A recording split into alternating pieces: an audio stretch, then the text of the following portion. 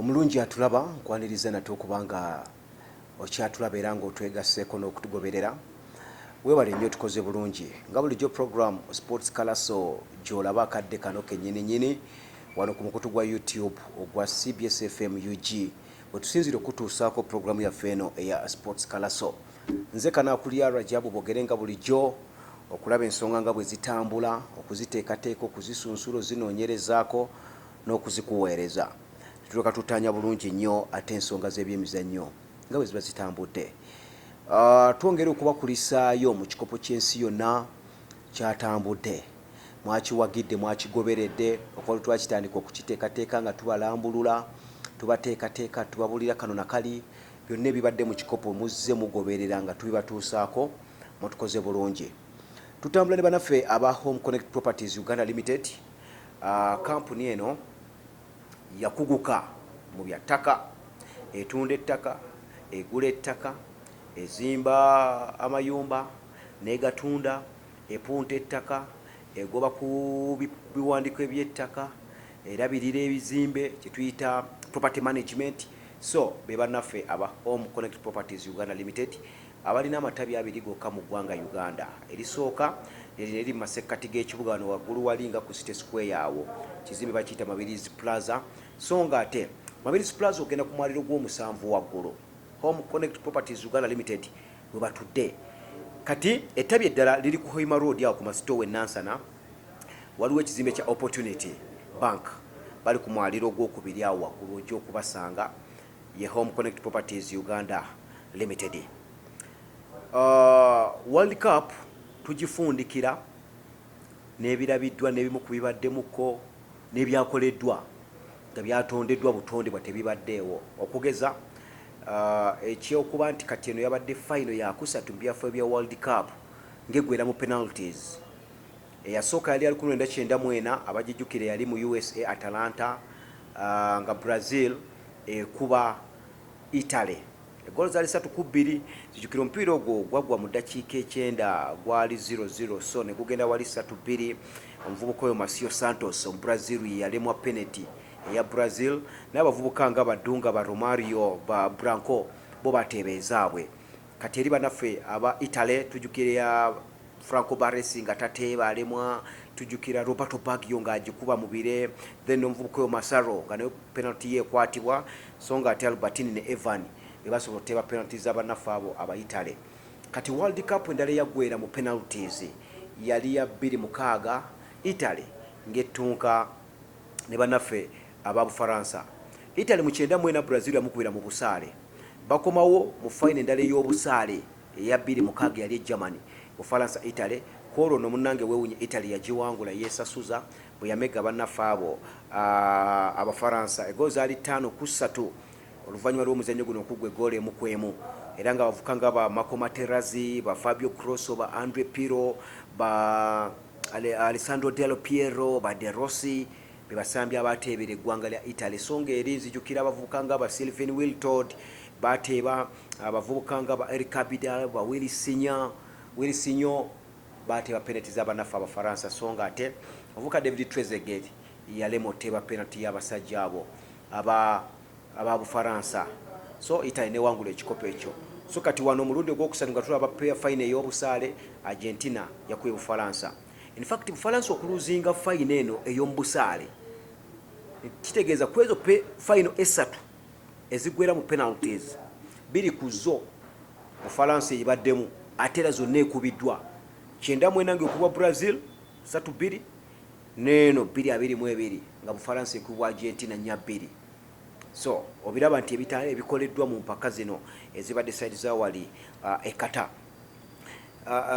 ekyo kati simanyi ddi Bufaransa lwena kijjako kuba emirundi ebiri gyewangudde ekikopo kino ekiwangudde mu open play 9-8 bakwa Brazil 3 bwerere 2-18 basabula Croatia 4-1 naye omulundi guno okyaganye okubanga ate kibeera bulaba abazannyi abaweereddwa engule ez'enjawulo kati nga MVP yafunye Golden Boot omusambi asinze bano okukyanga akapiira engule yagenze wa Lionel Messi okugiwangula gwe tujjukira nti yafuuse omu Argentina owokusatu okuwangula engule eyo olw'ensonga nti mu 1978 tujjukira Mario Kempes Argentina bwe yali ewangula ekikopo kyayo nga bakuba abasajja abo abali bawangula ekikopo kyabwe ekyasooka bakuba ababirigi bakuba abadaaki goals ali 3-1 ku final.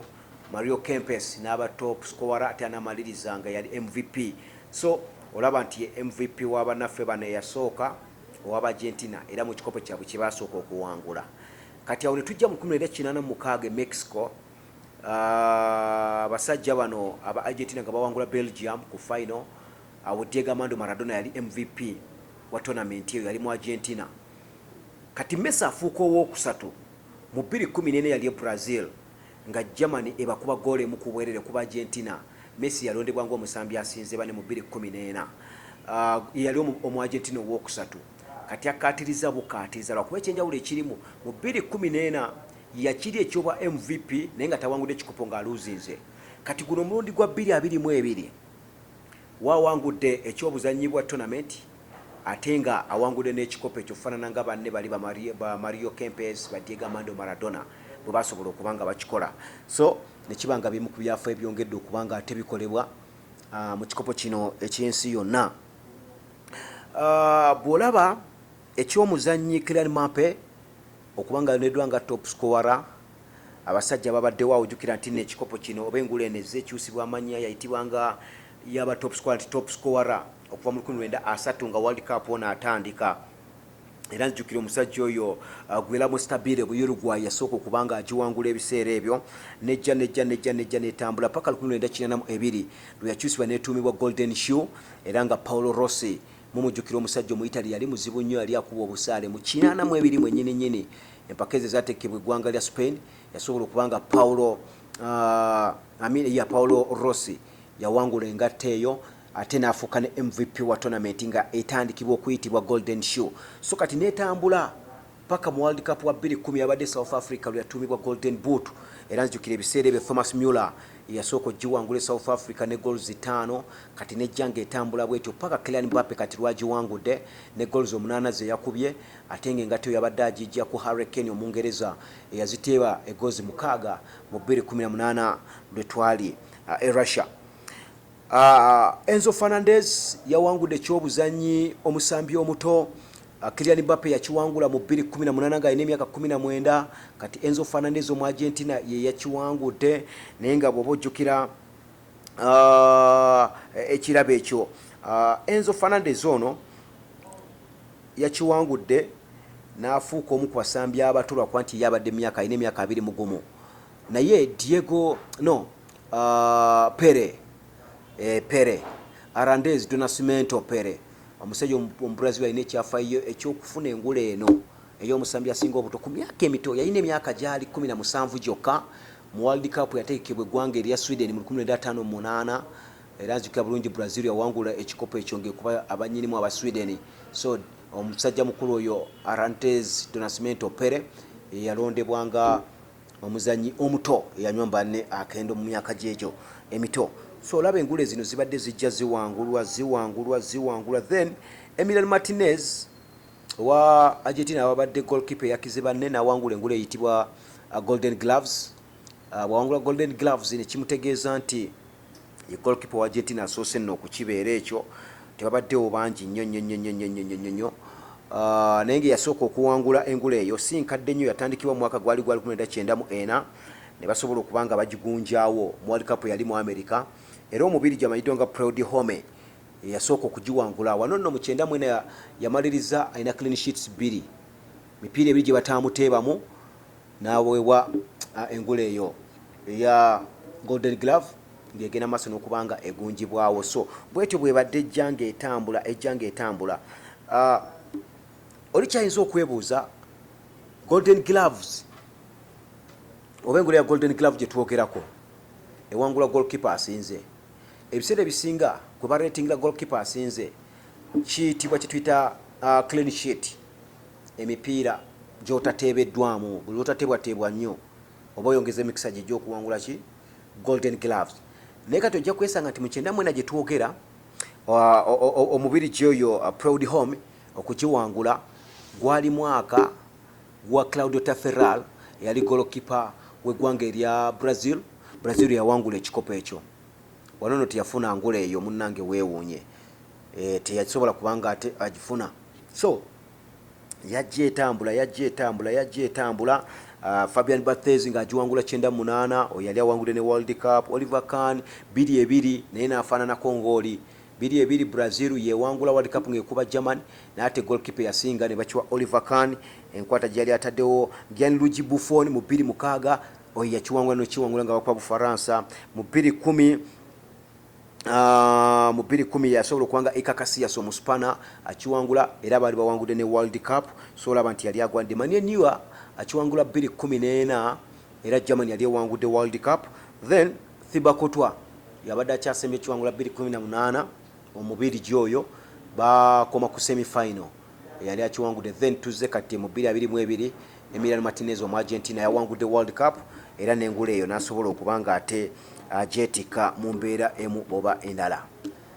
Kati World Cup ono akula lw'abasambi, kati ebibuuzo ebiriwo ebibuuzibwa, Messi bw'aba ali mu kawungezi ka kunnyuka n'obumativu, kati mu mativu kuba awangudde byawangudde. Ronaldo nayinza obutadda nga badde mu mboozi zaani asinga ani akira munne okumala emyaka egisoba mu 10 bagenze. Omugigi okugenda okudda kani agenda okwetika. Ekibuuzo nno we kiri awo. Kylian Mbappe sofa yeeyubudde n'alaga nti ye mwetegefu okukulemberamu omugigi okugenda okudda kugwa abavubuka bakijana abato. Alabika okuba nga yeesowodde obulungi kuba ku myaka 23 ng'azannye World Cups 2 emu n'agiwangula n'atuuka ku final, ate final era gy'alabikiddemu obulungi ng'afuuka ne top scorer. Ndowooza nti asukkulumye nnyo ku bavubuka abalala abato abandi badde bavaayo kubanga ate bamuvuganya. So asukkulumye nnyo. Kati tulinze ani anaava ajje mu mboozi za Kylian Mbappe. Braut Erling Haaland oyo akyali ku club level, tannaba kusala kereje kujjawa ku ttiimu ya ggwanga kuba ne Norway eya Braut Erling Haaland ebadde eremererwa nnyo okwetaba mu mpaka ez'enjawulo, gamba ng'eza Euro ne World Cup. Kati simanyi minzaani baba gituulako batya nga waliwo ali mu kikopo ky'ensi yonna nga gwe weepimira eyo wansi mu liigi. So mugigi omupya ogwo simanyi bwe tugenda kubanga ate tugwaniriza nabaani abagenda tutwala mu kaawo, abagenda okugukwata mu ngalo zaabwe babe nga ate baguzingazinga. Messi okuwangula ekikopo kino yasayiningirwa klabu ya PSG mu mwaka gwa 2022 awangudde ekikopo. Yabadde ava mu klabu ya Barcelona najja ku PSG awangudde ekikopo kya World Cup. Omwaka gwa 2017 PSG yasayininga Kylian Mbappe ng'emujja mu Monaco, amusayininga 2017. Omwaka gwaddeko gwa 2018 ne bawangula ekikopo kye bawangulidde e Russia. Emabega eri mu mwaka gwali gwakumeka 21, omwaka gwa 21 PSG bakansa Ronaldinho mu 2022 bawangula World Cup, eggwanga lya Brazil likuba Germany. So waliwo ebadde bitandise okuba nga ate biwanuuzibwa nti PSG abayitako ku PSG kibangwira okuwangula ate ekikopo ekyo ekyensi yonna nga bwenkulaze occasion zezesatu, omuli eya Messi, omuli eya Mbappe n'eya Ronaldinho basobodde okuba nga ate bakikolera ddala bulungi nnyo. Kati waliwo ekyabatendesi. In fact ngasinagera ku batendesi waliwo abasambi abeeyambisizza World Cup ono ng'omudaala okuteekako ebyamaguzi byabwe. Omuvubuka Omufaransa bamuyita Randall Kolo Muani yabadde yeetimu mujozi namba 12, yateeba golo ye ku ggwanga lya Morocco. Tachi yasooka kuzanyirwa semi-final ne ku final yalabise bulungi omukutendesi byakozeemu enkyukakyuka. Asambira klabu ya Eintracht Frankfurt. Omusambi omulala ye Aurelien Tchouameni oyo asambira klabu ya Madrid. Yagenda okujja ekkata ng'obuvune bufumbekedde mu nkambi ya Madrid era ng'ono gundi muwani gwe nkutegeeza Kolo Muwani nti Kolo Muwani agenda okujja bali bamaze okuyita Christopher Nkoku owa RP Leipzig n'alwala ne balyoka bamulowoozaako. Jjukira nga tebinajja byasooka wakati Mbenzima alwadde, Christopher Nkoku alwadde ne bajja wa Kolo Muwani yazze.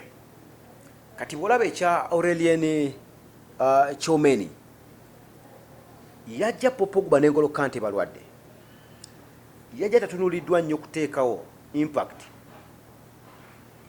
eri ttiimu y'abanafu Abafaransa, naye yakutte amakkati n'agakomandinga n'alabika bulungi n'asamba ekya Pogba kyakuwa ekya box to box n'afuuka olutindo okuva ewa Adrien Rabiot nga bw'agende waba Anthony Griezmann ababadde mu maaso okulikiza ba Kylian Mbappe. So yalabise bulungi nnyo. Golo gye yakuba Abangereza yali stunner goalkeeper Jordan Pickford n'atagira bano we yayita eyo ndowooza moment ejja kujjukirwa nnyo nti omuvubuka ono yamuyubudde n'afuuka okubanga ate musajja w'amaanyi nnyo. Abasambi abalala bogenda ku Argentina babadde n'omuvubuka bamuyita Alexis McAllister asambira club ya Brighton and Hove Albion Bungereza, yakutte amakati abasajja bonna n'abazinga mu nkwawa. Then omusambi omulala yabadde Rodrigo Di Paul asambira club ya Atletico de Madrid mu ggwanga erya Spain. Atletico yonga yo baletemina tambula bulungi byabadde bikyabulamu, naye omusambi ye nga ye akoze kyonna ekitegeeza okulaba nga abakontaininga amakati n'okupozesinga amakati ga Argentina, era teweewuunya okuwangula okwo kuba wangula tebabaddemu n'omukono abavubuka obwo.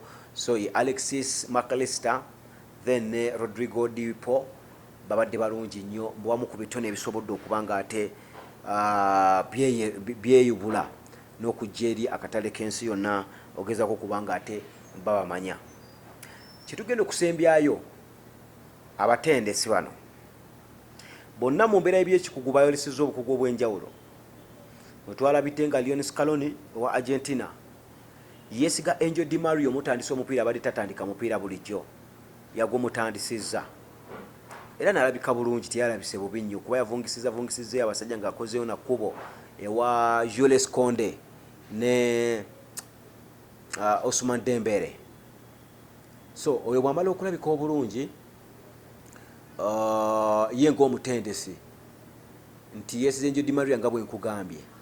Kati technically embeera y'ebyekikugu aba yabaza omuzannyo era omusajja gwe yataddeyo n'afuka 30 olw'ensonga nti penalty esooka Messi gy'ateeba Angel Di Maria Ousmane Dembele gwe yatema. Goal ey'okubiri Angel Di Maria n'agiteeba. So ndowooza olaba nti yali lively bulungi nnyo. Omutendesi omuwa credit mbala gye yabala omuzannyo ogwo n'amutandisa. Kati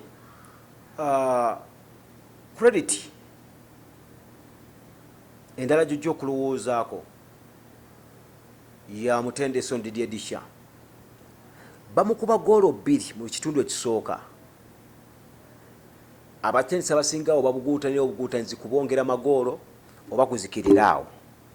Naye yayangwa mangu mu dakiika 41 ng'atandise okukola enkyukakyuka. Mwereeta ku kisaawe n'aleeta Kolo Muwani n'aleeta n'omuvubuka oyo eyayitanga ebbali n'amuleeta ng'amwesize n'amuwa omupiira era ne bitandikirawo kubanga bikyuka. Bagenda okudda second half atandika okuleeta muno ba Kingsley Coman bavuka abasinga obungi nga bwe yakikola nga kyawedde dda. Omupiira ng'amaze ogugatta guli meka 3-3 kwate gwali mwangu bamukulembera 2-0 n'ateeba esooka ey'okubiri n'ey'okusatu eri gye baali bagendereredde. So olaba nti abatendesi bombi mu mbeera y'ebyekikugu technically bayolesezza obukugu obw'ekika ekyawaggulu ennyo newankubadde gye byaggweredde nga Lionel Scaloni ye muwanguzi w'ekikopo ekyo ate eky'ensi yonna mwe yakubidde eggwanga lya Argentina ku busaale oba penalties zabadde 4-2 bwe gwawedde 3-3. So embavu z'abatendesi nabo bazoolesezza bulungi nnyo mu mbeera eyo nga bwe yatambudde. Ajjukira nti emipiira gyabadde 64 egyazannyiddwa ntaba goozi 172 ezateebeddwa era nga kino kitegeeza nti gwe muwendo gwa goolo ogukyasinze okuba omungi ennyo okuva mu 1998 ttiimu lwe zaafuuka 32 okuva ttiimu lwe bazongeza ne zifuuka 32 omwaka gw'98 guno gwe mwendo gwa golo gukyasinze okubeera omungi gwabeeredde 172. So bwe kityo bwe kiri sides eyo. Bufalansa mu 98 eggwanga lya Bufalansa mu 98 World Cup yali e Bufalansa kwotekana 2014 yali e Brazil. Abajjukira obulungi tournament z'ebbiri zaasibagana zaavaamu goli 171. Kati olaba nti wabaddewo ennyongeza ya goolo emu bweti ezifuuka 172 okufuula nti tournament eno yekkata ekyasingamu goals ennyingi eziteebeddwa okuva wali empaka zino lwe zaagenda mu maaso n'okuba nga ate ttiimu zifuuka 32. Yellow card ebibiri 27 zaagabiddwa. Ebibalo biraga nti zikyasinze okubeera ennyingi okuva mu 2010 twali South Africa, oyinza obutakigaana. So basajja nabo bakubye bafunye yellow card zaabwe nnyingiko eza kyenvu okusuuka empisa kwabaddemu kuba kadi 27 ziba nnyingi muganda wange. So nga teba musayi mutaba babaddemu bakinvivi bambula Kalevu ba Jude Bellingham betwalabye nga ali ku ttiimu ya Bungereza. Basambi ba Jamal Musiala nga ali ku Germany n'omusambi amanyiddwa nga Gavi myaka 18 kamusayi mutaako ka Gavi. So amawanga galese nnyo abasambi abakyali n'ebiseera eby'omaaso okulaba nga ate bafufumya kuba n'abasobola okuba nga ate bafufumya mu nteekateeka eyo. World Cup bwetyo bwe tumutemyetemye yatambudde bulungi nnyo era mwebale kumugoberera wano ku YouTube channel eya Chabase emanyiddwa nga CBS FM yoje. Mwebale nnyo, mwebale ddala. Banafa ba Hope Connect Properties Uganda Limited betutambula nabo nyongera okujjukiza nti nno bayina ettaka eriva ku buli mu buli kitundu kya ggwanga, buli kanyomero ka ggwanga konna. Home Connect Properties Uganda Limited bayinayo ettaka eripontiddwa obulungi erijja okuweebwako ekyapa byonna obeere nga ate obimaliriza. Nze Kanakulya Rajabu Bogere njagala okwebaza okubeera omulabi obulungi. Yongero sharinga program eno, subscribinga, likinga, commentinga, jagale gisasanye tujja kweyongera okuba nga ate tukuweereza mu mpeereza esingayo. Ssaabasajja Kabaka awangale. Connect Pro bano bemmanya bakira mu by'okugula n'okutunda ettaka n'amayumba mpo beesigwa be batakusiba kiwani. Connect Properties be bakuyunga ku maka gagolubererako ne kolene y'ekibanja mpola kati beeyune munywanyi beeyune. Tusange ku office zaffe ku Kampala Road ku Mabirizi Complex ku mwaliro gw'omusanvu ne Nansana ku masitowa ku kizimbe okuli Opportunity Bank ku mwaliro gw'okubiri oba tukubire ku ssimu naawe osobola okufuuka landlord n'ekyapa kyo mu ngalo. Connect Properties.